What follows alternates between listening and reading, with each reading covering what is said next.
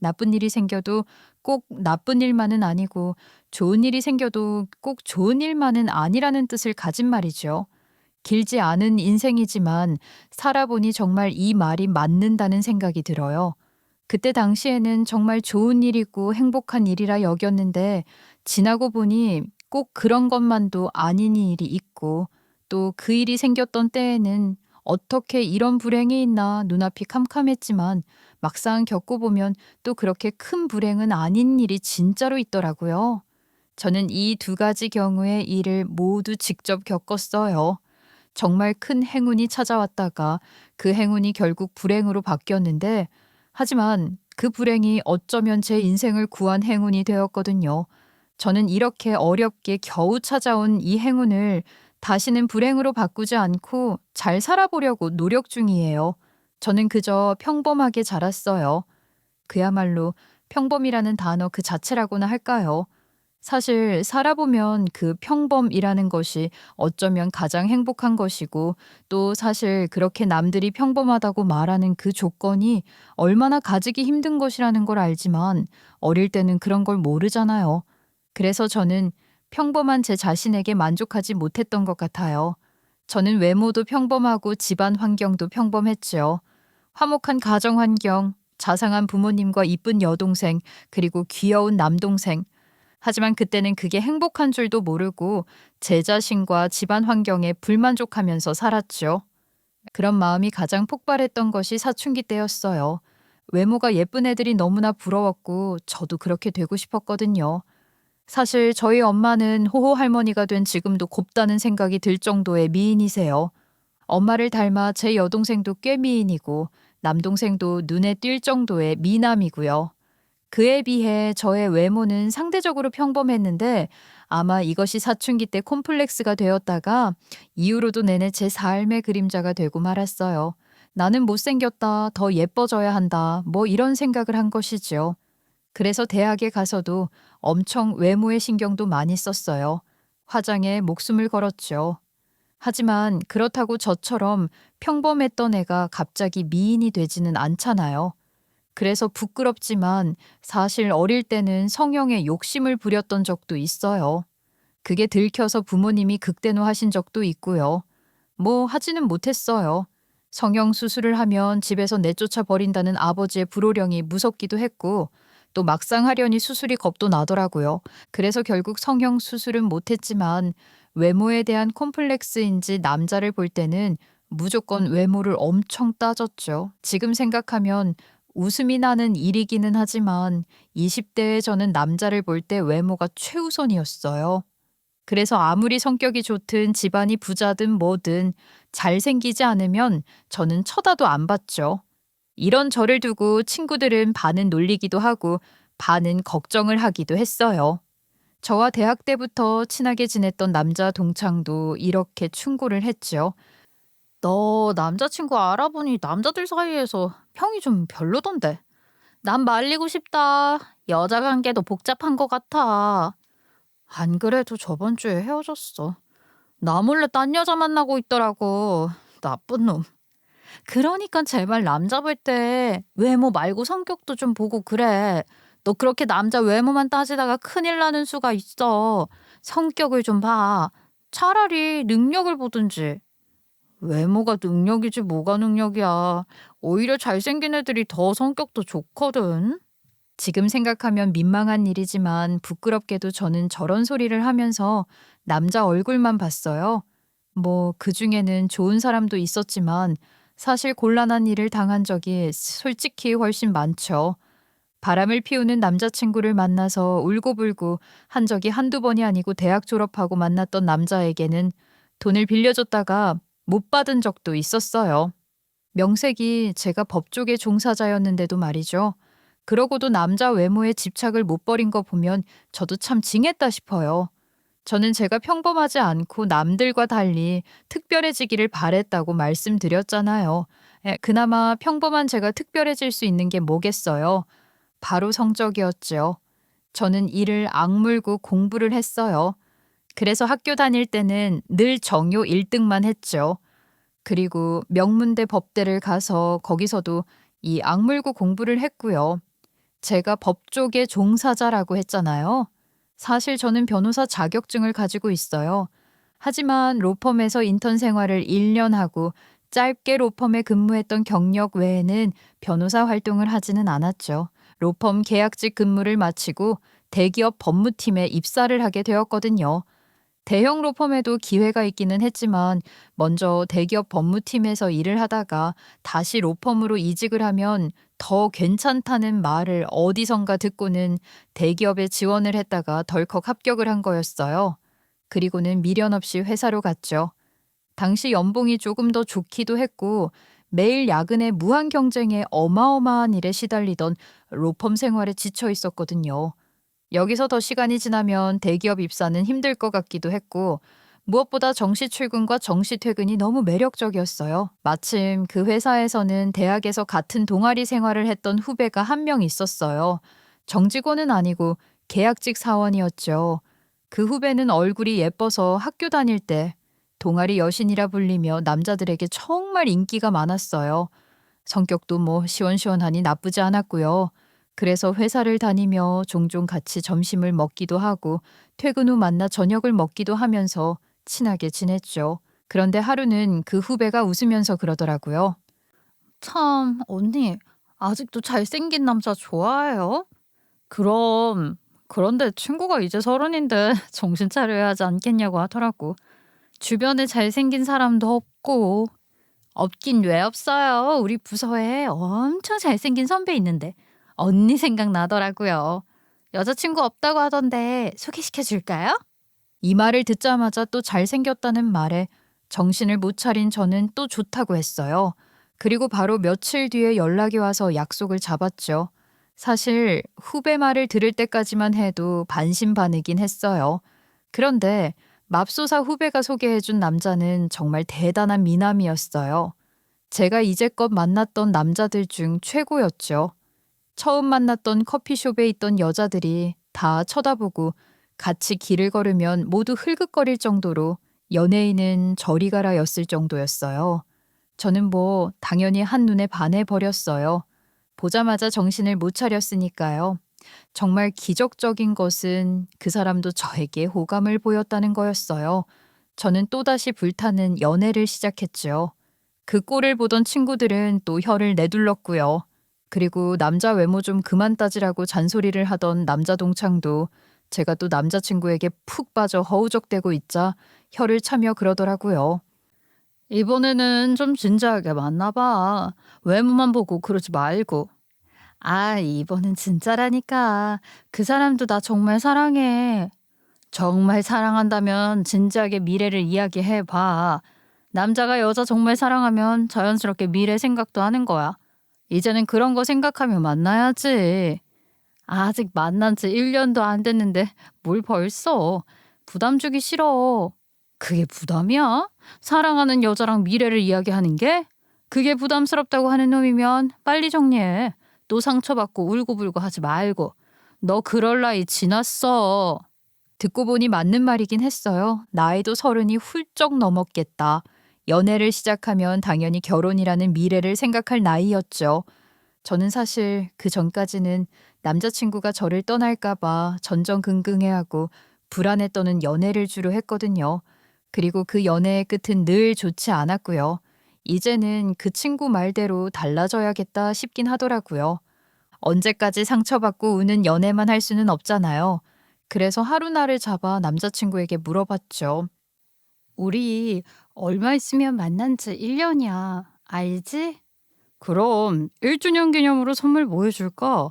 우리 좋은 곳으로 여행 갈까? 자기는 나랑 진지하게 만나는 거야? 나와 미래 생각해 본 적 있어? 갑자기 대답하려니까 잘 모르겠어. 나랑 미래 생각하면서 진지하게 만나는 거 아니면 나 우리 사이 생각해 봐야 할 것 같아. 우리 나이에 아직도 미래 이야기도 못하는 사이면 우리 헤어지는 게 나을 것 같아. 미안해. 나에게 시간을 좀 줘. 미래에 대한 이야기를 하자 남자친구는 시간을 며칠 달라는 말과 함께 며칠 동안 연락도 없었어요. 저는 이번에도 글렀다 싶었죠. 그런데 며칠 뒤 갑자기 남자친구가 주말에 저희 집 앞으로 찾아와 만나자고 하더라고요. 그러면서 솔직히 이야기를 했어요. 사실 내가 말 안 한 사실이 있어. 나 정직원 아니고 계약직이야. 물론 계약 연장은 당분간 계속될 거지만 내가 많이 부족해서 뭐라 이야기하기가 그랬어. 그게 무슨 상관이야. 내가 그런 거 따지는 사람 아닌 거 알잖아. 그래도 자기는 정직원의 명문대 출신 변호사인데 내가 너무 모자란 것 같아서 미래 이야기하기가 미안했어. 이런 나도 받아줄 수 있을까? 감동이었어요. 저는 남자친구 손을 잡고 펑펑 울었죠.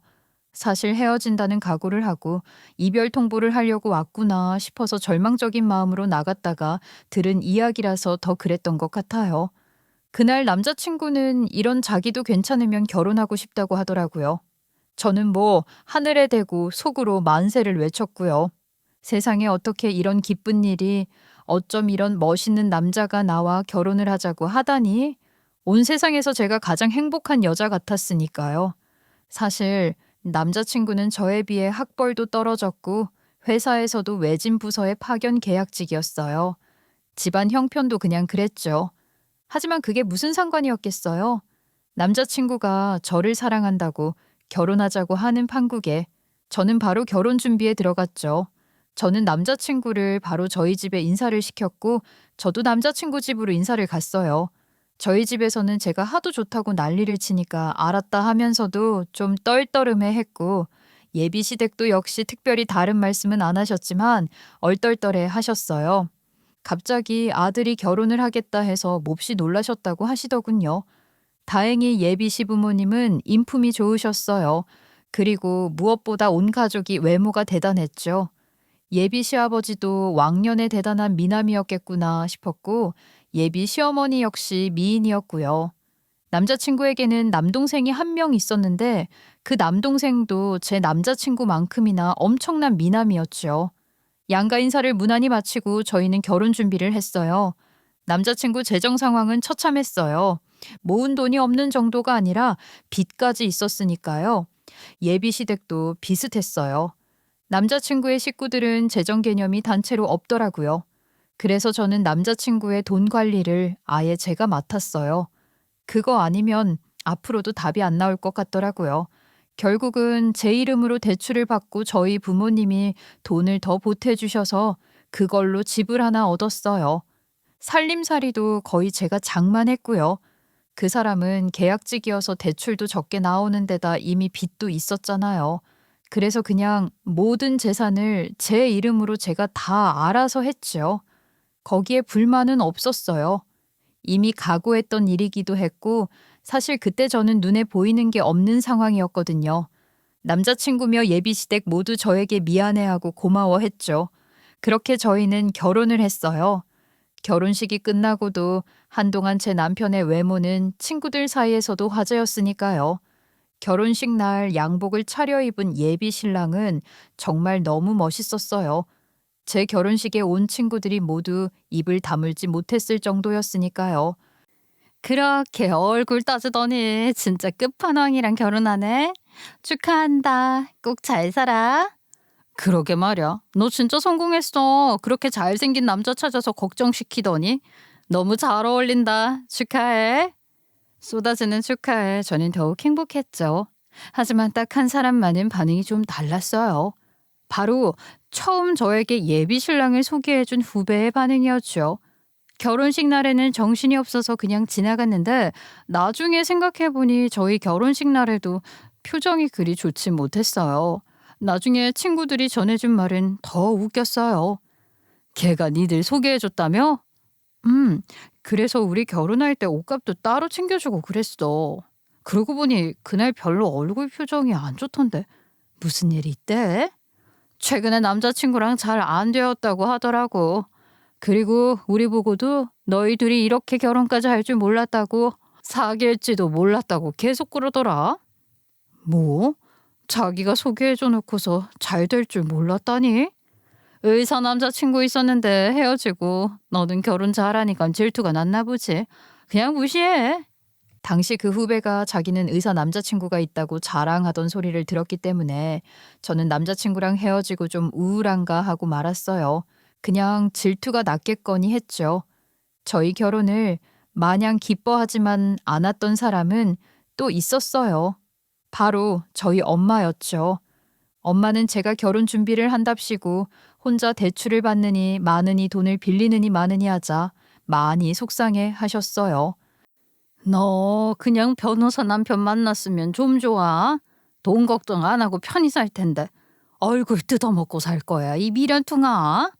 음, 얼굴 뜯어먹고 살 거야. 나는 남편 얼굴 보면 배도 하나도 안 고프고 화날 일도 그냥 웃게 돼. 그게 최고야. 아이고 진짜 뭐가 좋다고 그렇게 웃고만 있니? 속 터진다 진짜. 신혼초에는 행복했어요. 같이 출근했다가 같이 퇴근하고 집에 돌아가 한 집에서 잠이 들고 주말에 가끔 데이트도 하고 어디 같이 가면 사람들이 힐끗 보는 것도 뿌듯했죠. 남편은 자상한 사람이었어요. 제 말이라면 무조건 잘 들어주기도 했고요. 그런데 결혼은 현실이잖아요. 아무리 제 연봉이 높다 해도 빚으로 시작한 결혼은 막상 그 생활이 만만치가 않았죠. 신혼집 대출에 생활비에 거기다 시댁 용돈까지 드려야 했거든요. 원래 남편이 결혼 전부터 생활비를 드리던 것이라서 그것 정도는 꼭 그대로 줬으면 좋겠다고 남편이 결혼 전에 부탁을 해서 알았다 한 것이 화근이었어요. 이것저것 다 떼고 나면 적금 하나 들기도 마음대로 어디 가서 외식을 하는 것도 부담이더군요. 그렇다고 남편 월급이 오르는 것도 아니고 계약직 월급은 정말 쥐꼬리였어요. 총각 시절 남편은 그 월급을 받으며 부모님 용돈 드리고 저와 데이트를 하고 거기에 차를 끌고 다니면서 옷은 전부 메이커를 사 입었죠. 게다가 철마다 여행이며 맛집이며 빼놓지 않고 할 건 다 하고 살았으니 무슨 돈을 모았겠어요. 저는 점점 억척이 되어 갔어요. 여행이고 유명한 맛집이고 전부 다 가지 못하게 하고 옷도 백화점에서 못 사게 했죠. 사실 남편은 좀 사치스러운 걸 좋아했어요. 뭐든 좋은 거 최고로 인기 있는 것만 찾았고 명품도 철마다 샀죠. 사실 연애 때는 뭣도 모르고 남자친구가 그렇게 하는 게 좋았는데 지금 저희 형편에 코스 요리를 먹으러 간다거나 백화점에서 옷을 사 입는 건 말이 안 되잖아요. 제가 돈 관리를 꽉 틀어쥐자 남편은 그게 불만이었어요. 처음에는 이해한다, 알았다 했지만 갑자기 자신의 생활 패턴을 바꾸는 것이 쉽지는 않았던 것이죠. 저는 돈을 아끼기 위해 외식도 잘 안 하고 늘 집밥을 챙겼어요. 하지만 남편은 협조는커녕 그런 저의 노력을 신경도 쓰지 않았어요.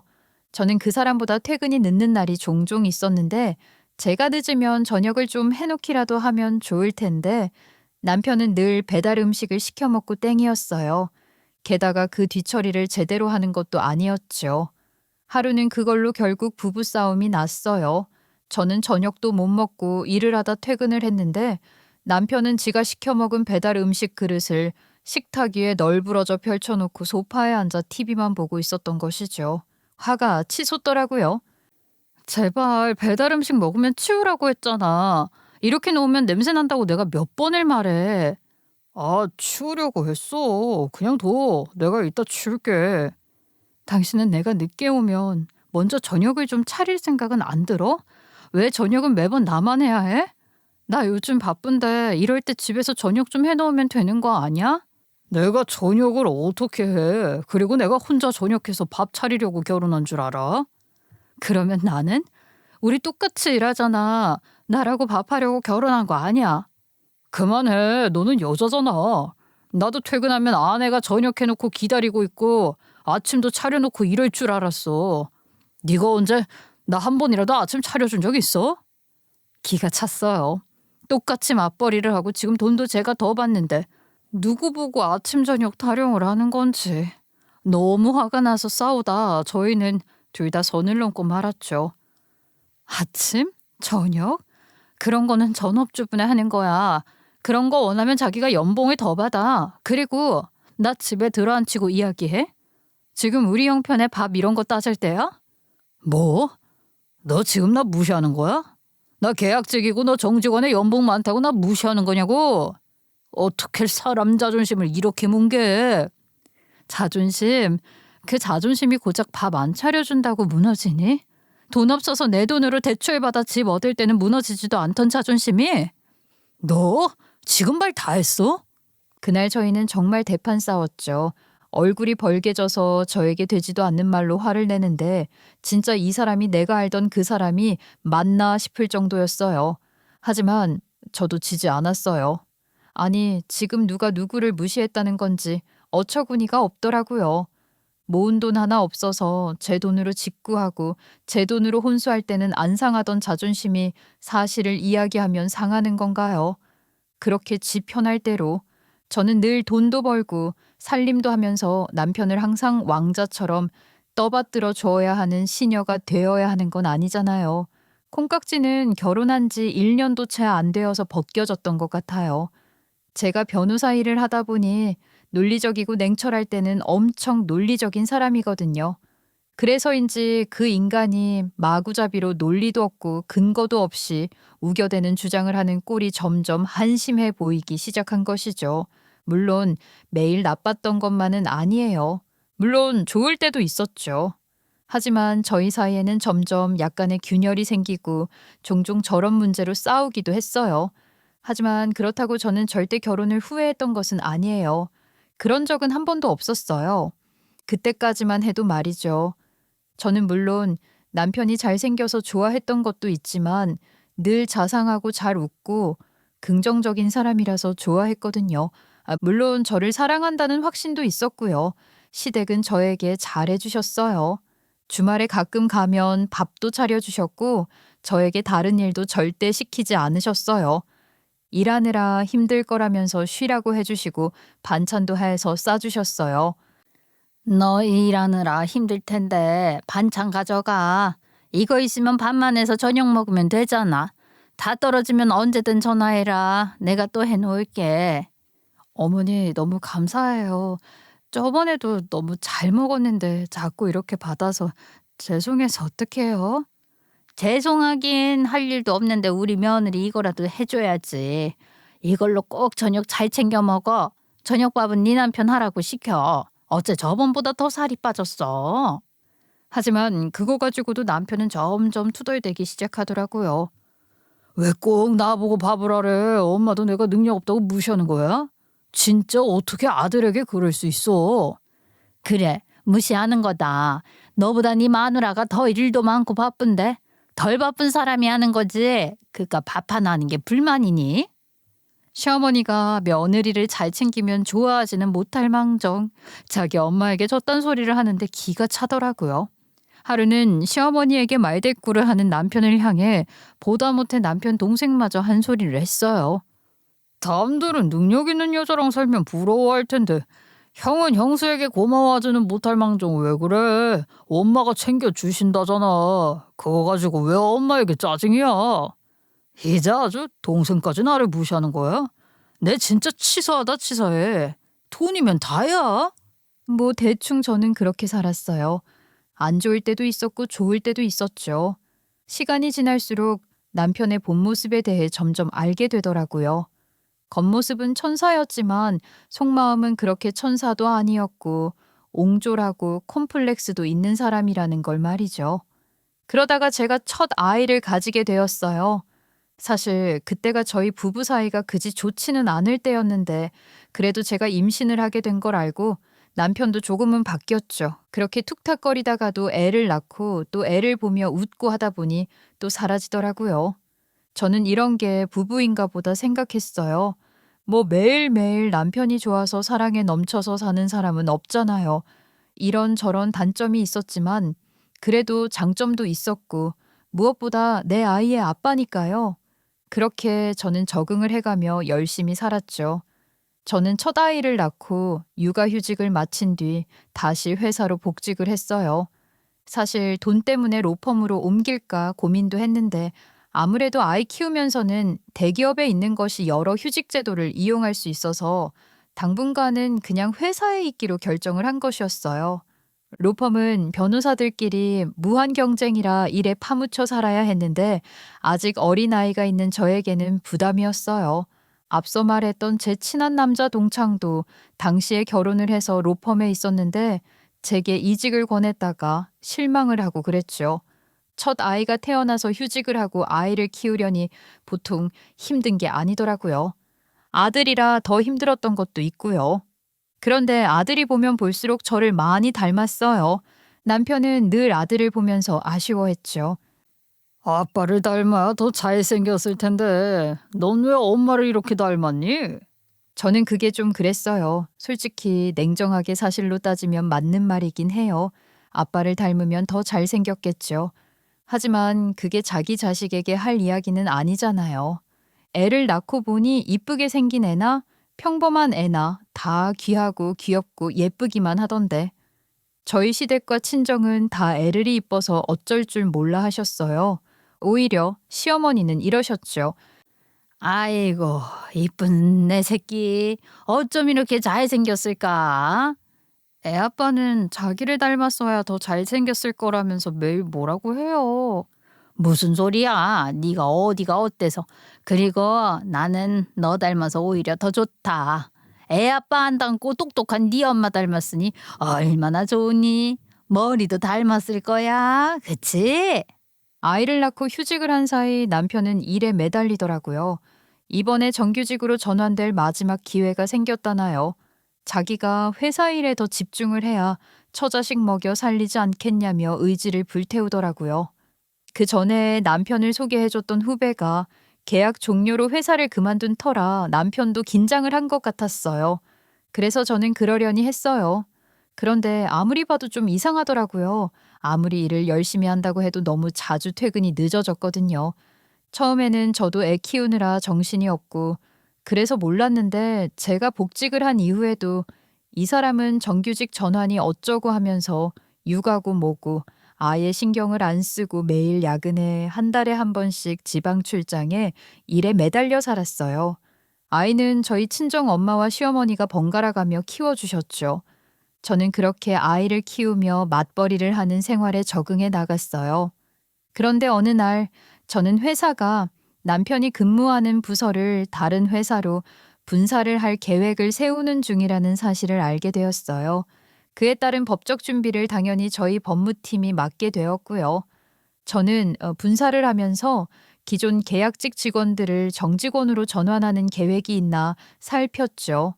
하지만 그런 계획 따위는 애초에 없더라고요. 아니, 처음부터 그 부서 계약직 직원들을 정직원이 어쩌고 하는 말조차 나온 적이 없다고 했어요.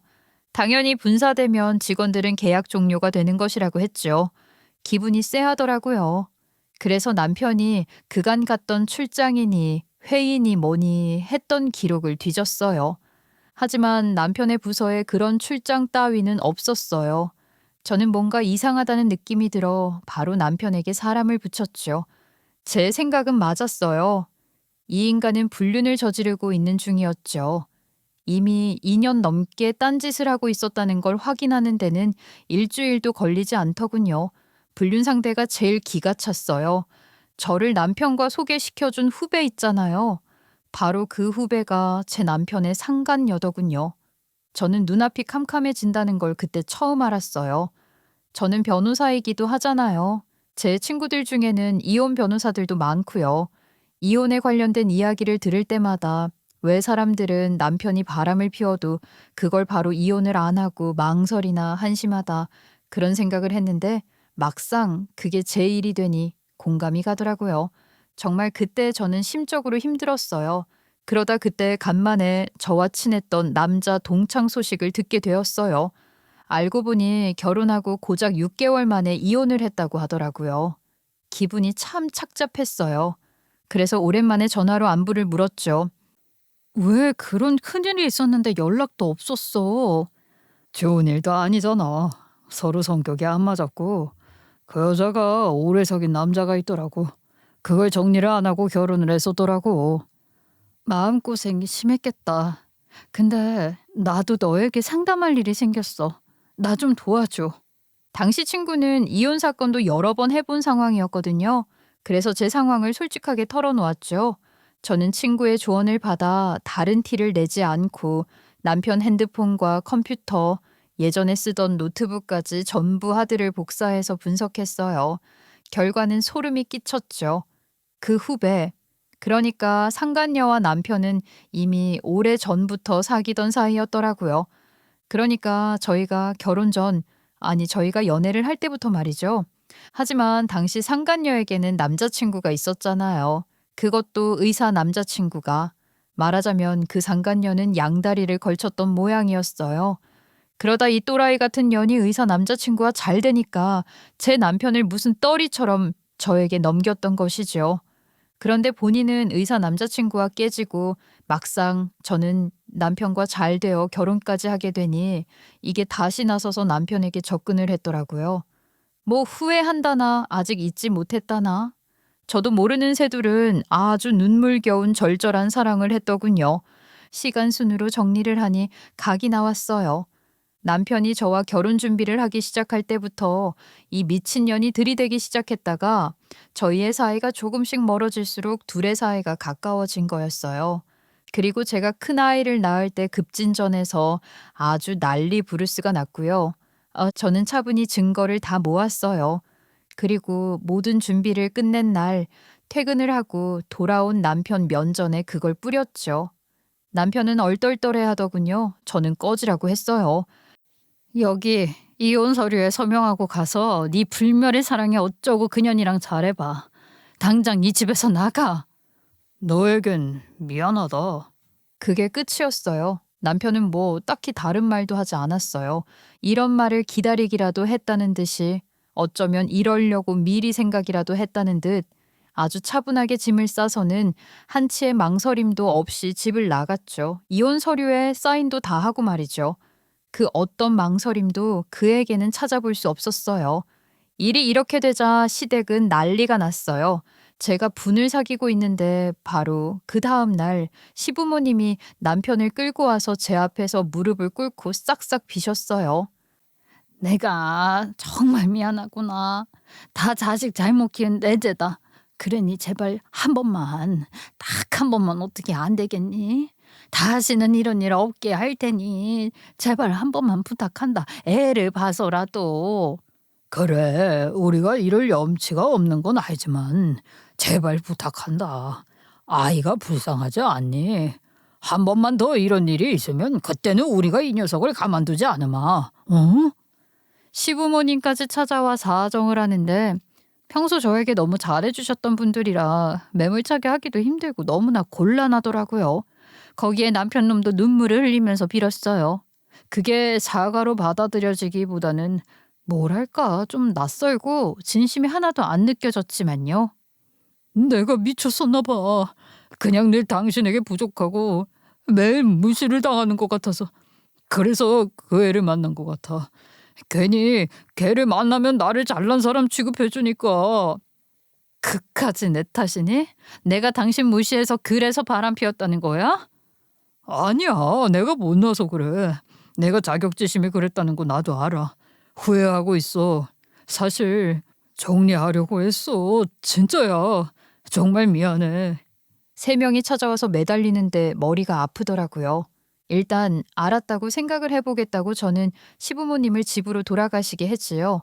그날 이후로 저희는 각방을 썼어요. 사실 무엇보다 시부모님 말씀처럼 애가 걸리긴 했어요. 아직 어린 아들이 아빠 없이 살아갈 인생이 미안하고 마음이 아팠죠. 거기에 부부 중 한쪽이 이혼을 안 하겠다고 버티면 재산 정리며 뭐며 그 과정이 얼마나 골치가 아프고 짐 빠지는 싸움인 줄 누구보다 제가 잘 알잖아요. 하지만 그렇다고 남편을 다시 받아줄 수는 없었어요. 절대 그건 불가능한 일이었죠. 그러는 사이 병원에서 연락이 왔어요. 복직을 하면서 회사 건강검진을 했었는데 얼마 전 남편과 같이 검진을 받았던 것이죠.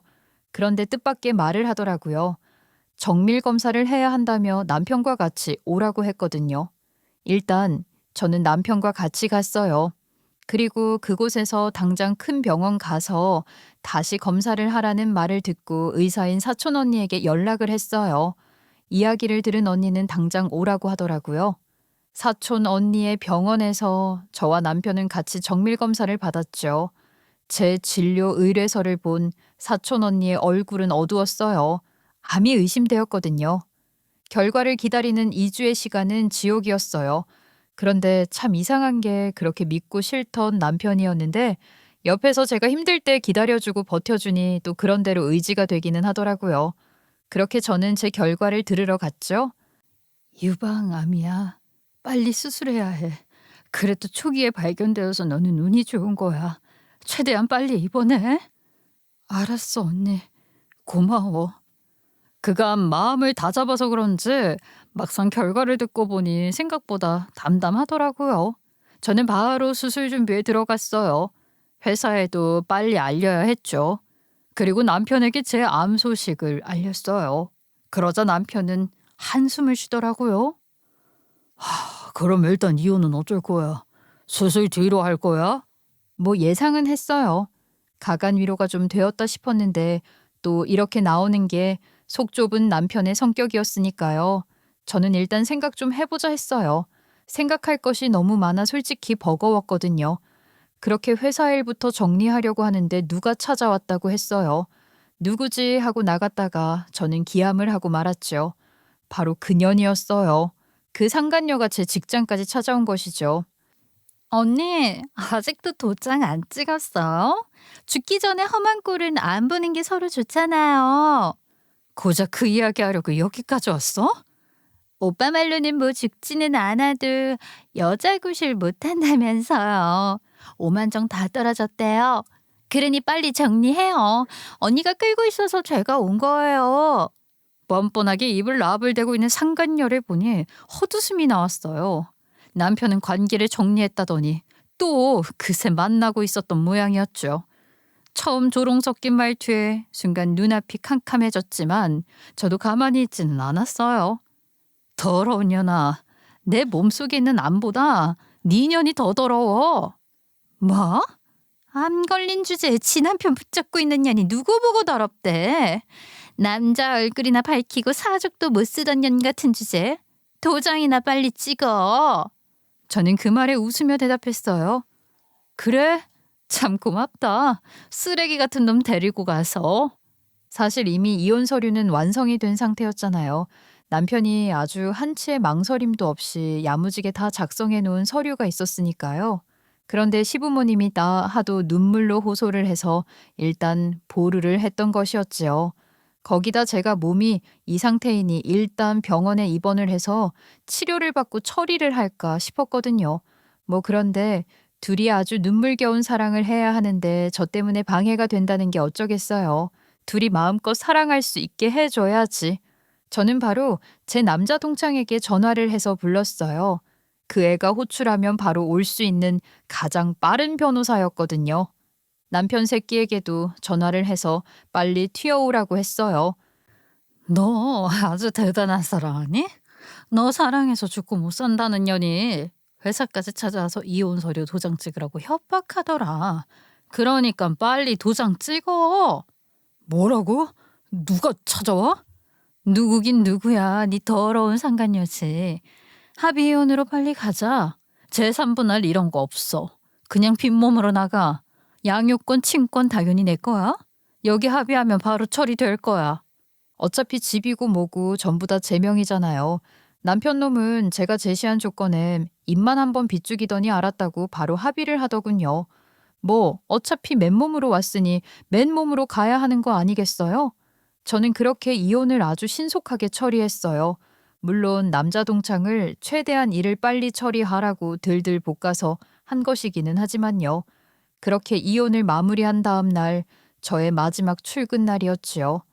그런데 회사 건물 로비에 아주 재미있는 광경이 펼쳐져 있더라고요. 어제부로 제 전남편이 된 놈과 그 상간녀가 그 로비에서 대판 싸우고 있더라고요. 그 상간녀가 전남편에게 악을 썼어요. 너 일부러 속였지? 너도 암 환자라는 거 왜 이야기 안 했어? 내가 알았겠냐. 야, 그리고 너 나 사랑한다며.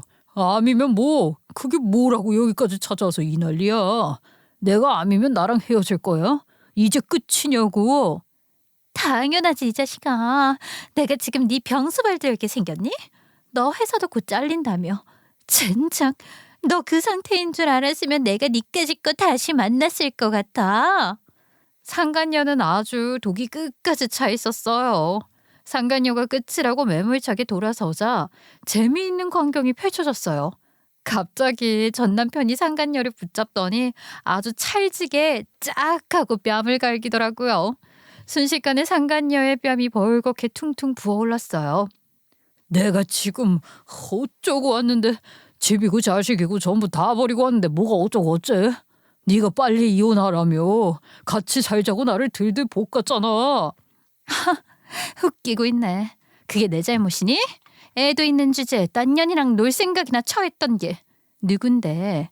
뭐? 감히 내 뺨을 쳐? 상간녀도 보통은 아니더라고요. 예전에는 동아리 여신이니 우아를 떨더니 이제는 대차게 전 남편의 머리끄댕이를 붙잡고 침을 뱉고, 그러자 전 남편도 그년의 머리끄댕이를 잡고 아주 거기는 난리가 났어요. 저는 흥미진진하게 구경을 하다가 개싸움이 되자 그냥 자리를 떠나버렸어요. 너무 수준이 낮아서 더 이상 못 봐주겠더군요. 그랬어요. 남편도 암이었죠. 회사에서 둘 다 정밀 진단을 받아보라고 한 데는 이유가 있지 않았겠어요. 남편은 대장암이었어요. 뭐 사촌 언니 말로는 대장을 절제해야 해서 평생 대변 주머니를 차고 있어야 할 수도 있다나 뭐래나요.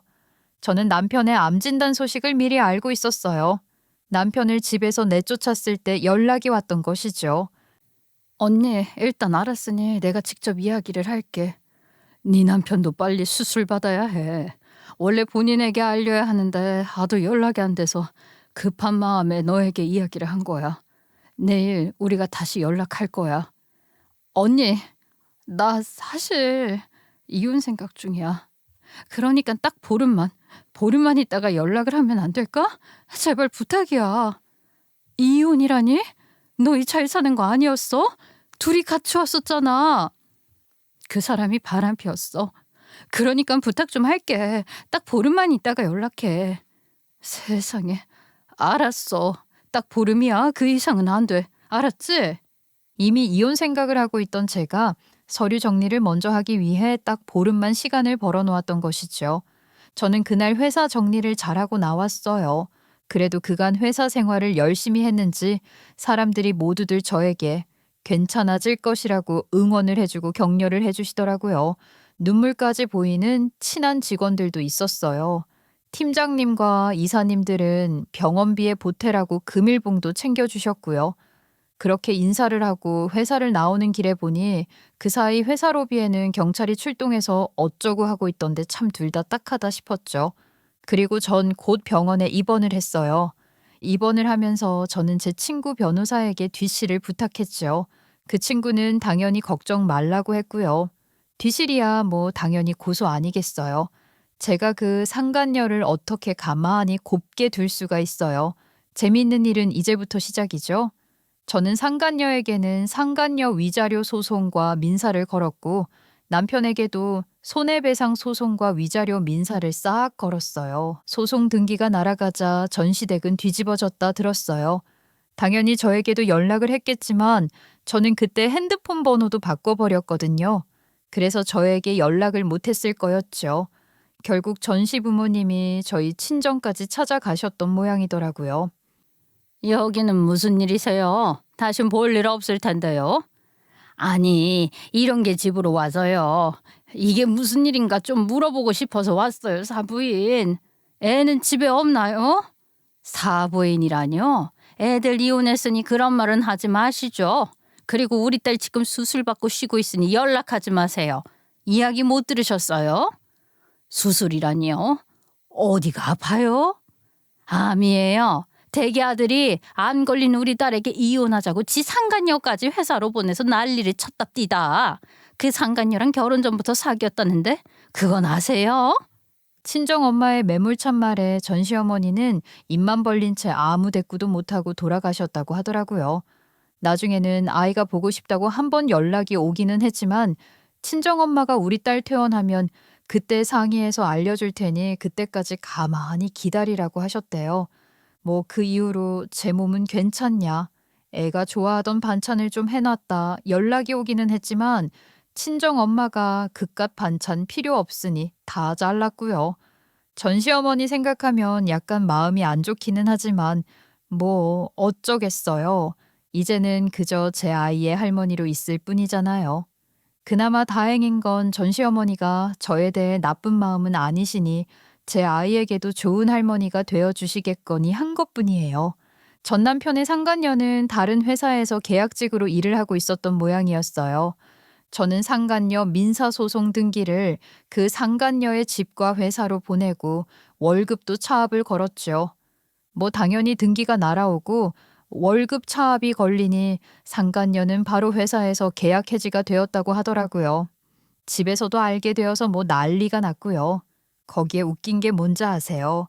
저희 회사 로비로 찾아와 전 남편과 난리를 쳤던 일이 회사 사내 게시판을 통해서 인터넷으로 퍼졌다는 거예요. 다른 사람들 역시 그런 재미있는 장면을 그냥 넘길 리 없잖아요. 당연히 그 주인공이 누구인지도 신상이 알려져 버렸죠. 그것 때문에 다른 회사 취업이고 뭐고 앞으로는 힘들 거라 하더군요. 전 남편이요. 당연히 회사에서 해고되었죠. 어차피 회사도 부서를 분사할 계획이었는데다 회사 로비에서 그 난리를 쳤는데 당연한 일 아니었겠어요?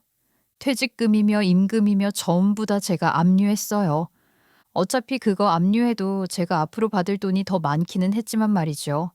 저는 그렇게 전 남편과 그 상간녀가 어떻게 무너져 가는지 매일 친구에게 이야기를 들으며 마음의 안정을 찾았어요. 그리고 편안한 마음으로 수술을 받았죠. 암 수술을 받기 전 저는 저와 그간의 제 인생에 대해서 오랜만에 많은 생각을 했어요. 솔직히 아무리 초기고 그리 심각한 수술이 아니라고 하더라도 겁이 나더라고요. 이런저런 생각도 많이 들었고 아무것도 모르고 제 품에 안겨서 웃는 아이 얼굴을 볼 때면 눈물이 왈칵 난 적도 있고요. 그래서 그때 생각을 많이 정리했죠. 저라고 왜 잘못이 없겠어요. 결혼이라는 큰 선택을 하면서 상대를 조금 더 신중하게 만나지 않았던 일들, 결혼 생활을 하면서 저 역시 잘못했던 일들이 그제야 보이더라고요. 그리고 앞으로 잘 되면 이전과는 정말 다르게 저 자신만을 위해서 잘 살아보겠다는 결심도 했어요. 그래야 이전과는 다른 인생이 될 테니까요. 수술은 잘 되었어요. 저는 곧 퇴원에 통원을 하면서 항암 치료도 무사히 잘 받았죠. 그리고 저는 그렇게 새로운 인생을 찾게 되었어요. 그 이후로 치료는 잘 되고 있어요. 아직은 정기적으로 병원에 들러서 검사를 받고 있지만 몇 년만 지나고 다른 이상이 없으면 완치 판정을 받을 수 있다고 하더라고요. 저는 완치 판정을 위해 몸 관리에 최선을 다하고 있어요. 그리고 제가 이렇게 암과 싸우는 동안 큰 변화도 하나 있었어요. 제가 병원에 입원해 있는 동안 제 이혼이며 모든 소송을 처리해준 남자 동창이 있었잖아요. 제가 대학교 1학년 때 친해져서 거의 20년 넘게 절친한 친구로 있던 그 동창은 제 이혼이며 소송을 꼭 자기 일처럼 앞장서서 뛰어주었어요. 그러면서도 거의 매일, 아니 정말 매일 병원으로 찾아와서 소송 이야기도 하고 이것저것 챙겨서 저를 돌봐주었죠. 처음에는 여러 가지 걸려있는 소송이 많으니 그것 때문에 왔나 싶었는데 사실 그걸 매일 병원까지 와서 할 이야기는 아니잖아요. 어느 날은 병간호를 하는 엄마 보고 집에 가서 쉬시라고 자기가 병원에 있겠다고까지 하기에 제가 물었죠. 너 회사 일 안 바빠? 여기 이렇게 와 있어도 괜찮아? 나 회사 휴가 냈어. 그간 휴가도 안 쓰고 일만 했더니 꽤 길게 휴가를 쓸 수 있으니까 걱정 마. 휴가면 휴가답게 보내야지. 병원에서 병간호를 왜 하고 있어? 무슨 소리야. 나 네 병간호 하려고 휴가 낸 거야. 어머니도 힘드시고 애도 보셔야 하잖아. 나라도 와야지. 왜 네가 내 병간호를 해? 그랬더니 그 친구가 진지하게 이렇게 이야기를 하더라고요. 너 암이라는 이야기 들으니까 갑자기 눈앞이 깜깜해져서 일이 손에 잡혀야 말이지. 생각해보니까 나는 너 없으면 안 될 것 같아. 안 되긴 뭐가 안 돼. 그간 각자 잘 살았는데. 그냥 늘 옆에 있었으니까 그랬지. 그래서 우리 둘 다 서로의 소중함을 몰랐던 것 같아. 뭐 너야 내가 눈에 차지도 않았겠지만 이제라도 네 옆에 있을 거야 난. 저는 대답하지 않았어요. 그냥 모른 척했죠.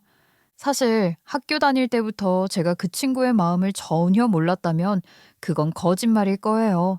저도 어느 정도는 그 친구의 마음을 눈치채고는 있었어요. 하지만 그 친구가 티를 내지 않았고 저도 모른 척 했죠. 제가 말씀드렸듯이 저는 그때 남자 얼굴만 따지던 때였잖아요. 그랬으니 그런 제 모습이 얼마나 철딱서니가 없어 보였겠어요. 그렇게 저희는 그냥 서로 친한 친구로 오랜 시간을 같이 있었어요. 그리고 늘 곁에 있어서 그 사람의 소중함을 모른다고. 저도 그렇고 그 친구도 서로 그랬던 것 같아요. 물론 제가 그 친구의 소중함과 귀함을 정말 몰랐죠. 하지만 큰일을 겪고 보니 잘 알겠더라고요. 그렇다고 아픈 몸으로 뭐라 대답할 수는 없잖아요. 친구가 일단 아무 생각 말고 치료나 잘하라고 해서 저는 일단 치료에 집중을 했고요. 저희 부모님과 그 친구도 서로 잘 아는 사이여서 부모님과 동생들 그리고 그 친구까지 번갈아 가면서 제 병간호를 했어요. 덕분에 저는 어려운 수술과 항암 치료도 무사히 잘 이겨내고 그 이후 예후도 아주 좋은 편이에요. 사촌 언니가 제 상태를 보더니 이런 이야기를 했으니까요. 너는 앞으로 로또는 사지 마. 평생 쓸 운을 이번 치료에 다 썼어. 다 언니 덕분이지 뭘. 고마워. 고맙긴. 진짜 운이 좋았어. 딱 그 시기에 건강검진을 받아서 일찍 발견했으니까. 암에 걸렸다고 무조건 안 좋은 건 아닌 것 같아. 그래? 환자분들 보면 치료를 마치고 일상의 소중함을 제대로 알았다고 고마웠다고 예전보다 더 활기차게 생활하시는 분들도 많거든. 그러니 너도 더 열심히 행복하게 살아. 언니의 말은 맞는 말이었어요. 그 예전에는 당연하다 생각했던 것들, 집에서 일어나 가족들의 얼굴을 보고 내 집에서 내 발로 걸어 다니고 가족들과 함께 밥을 먹고 회사에 출근을 했던 그 모든 일상들이 얼마나 소중한 것들이었는지 저는 절실히 깨달았으니까요. 그리고 내가 그간 얼마나 어리석었는지도 잘 알게 되었던 것이죠. 그래서 저는 이전과는 사람을 보는 시선도 그리고 인생을 보는 시선도 많이 달라졌어요. 물론 한 번 수술을 하고 방사선 치료를 해서인지 체력이 많이 떨어지기는 했죠. 하지만 다시 건강하게 아이를 안아줄 수 있다는 게 어디예요? 저는 평범하고 무난한 일상이 얼마나 소중하고 값진 것인지를 체감했어요. 그리고 앞으로 그런 일상을 잘 지키려고 노력하는 중이고요. 전 남편도 수술을 받았다고 하더군요. 수술이 잘 되었는데 대장을 많이 절제한 터라 일단 당분간은 대변 주머니를 차고 있어야 해서 외출도 어렵고 당연히 취업은 더 어려울 것이라고 했어요. 기가 막혔던 건 그 와중에 병원비를 좀 깎아달라고 저희 사촌 언니에게 전 남편이 사정을 했다는 거였어요. 뭐 당연히 사촌 언니는 그건 내가 할 수 있는 일이 아니라고 거절을 했지만요. 전 남편은 원래 보험이 있었어요. 결혼을 하고 보니 제대로 된 보험도 없어서 제가 남편 앞으로 들어놓고 돈까지 꼬박꼬박 냈던 암보험이 있었는데 이 인간이 저 모르게 그걸 해지해서 거기 있는 돈을 홀랑받아 써버렸던 것이죠. 진짜 어이가 없더라고요. 그 보험만 있었어도 수술비며 병원비 걱정은 물론 오히려 돈이 더 나와서 마음 편하게 요양을 할 수 있었을 텐데 그것도 없으니 어떡하겠어요. 수술비며 병원비에 그 이후에 매달 드는 방사선 치료비, 항암 치료비까지 전부 다 전시부모가 감당을 하는 중이에요. 그런데 그 집이 원래 돈을 모으기는커녕 빚만 있는 집구석이잖아요. 거기에 저에게 줄 위자료에 아이 양육비와 생활비까지. 그 인간은 매달 죽는 소리만 하는 중이에요. 내 사정 알잖아. 병원비도 간신히 카드로 돌려막는 중이야. 당장 일을 할 수도 없고 당신에게 돈을 보낼 수가 없어. 그래서 어쩌라고? 뭐 암튼 알아서 해. 지금 안 보내면 나중에 내가 이자까지 다 쳐서 청구하면 되니까. 너 이렇게 독한 년이야? 어떻게 사람이 아픈데 돈 이야기만 할 수가 있어? 내 몸이 어떤지 물어보지도 않아? 웃기고 자빠졌네. 야, 너만 암이니? 그러는 너는 내가 암일 때 이혼 운운하지 않았어? 이게 아직 정신을 못 차렸나? 이제 너랑 나랑 양육비 외에 할 이야기가 있어? 끊어. 전 남편은 그 상간녀랑은 바로 헤어진 모양이더군요. 뭐 그 난리를 쳤다시피 상간녀가 암 이야기 나오자마자 말도 안 되는 소리냐며 바로 도망을 갔고 전 남편은 그 여자를 고소한다 뭐 한다 난리던데 알아서 하겠죠. 주제에 그 상간녀에게 그간 돈도 좀 쓴 모양이더군요. 지금 전 남편은 전시부모 집에서 얹혀 살면서 온갖 구박을 받는 모양이었어요. 그래도 수술도 잘 되고 했다니 얼른 건강하게 완쾌해서 양육비만 잘 보내면 좋겠어요. 제가 바라는 건 그거 하나죠. 상간녀는 동네방네 소문이 났대요. 암 걸린 변호사 아내와 이혼시킨 상간녀라고요. 그 동영상이며 사연이 인터넷을 아직도 떠도는 모양이었어요. 그거 올리는 사람을 고소를 하겠다 어쩐다 하지만 한번 돌기 시작한 소문이 사라지나요. 그 이후로는 사람들도 만나지 않고 그냥 조용히 어디 지방으로 내려가 알바를 전전한다던가 그러는 소문을 들었어요. 저는 몸이 좀 더 나아지면 친구와 같이 변호사 사무실을 개업할 준비를 하고 있어요. 친구는 평생 같이 있자고 이렇게 옆에 있어 주겠다고 하는 중인데 아직 결혼은 잘 모르겠어요. 제 아이도 친구를 잘 따르기는 하지만 이번은 신중하고 싶다고나 할까요? 일단 흘러가는 대로 두고 보려고 해요. 여러 안 좋은 일을 겪기는 했지만 사실 안 좋은 일을 겪으면 좋은 것이 주변 사람들을 거를 수 있다는 거라고나 할까요? 저도 많이 걸러졌죠. 무엇보다 남편의 본 모습을 알게 되었으니 어쩌면 다행이라고 할 수 있을지도 모르겠어요. 이런 일이 아니었다면 어쩌면 저는 아직도 질질 끌려다니며 살고 있었을지도 모르니까요. 저는 이제 저에게 찾아온 이런 기적과도 같은 행운을 지키면서 열심히 그리고 행복하게 잘 살아가 보려고 해요. 이 귀하고 값진 평범한 하루하루를 즐기면서 말이죠. 이 사연을 듣는 여러분들도 부디 매일매일 평범하고 아무 일도 없는 소중한 하루를 보내셨으면 해요. 들어주셔서 감사합니다.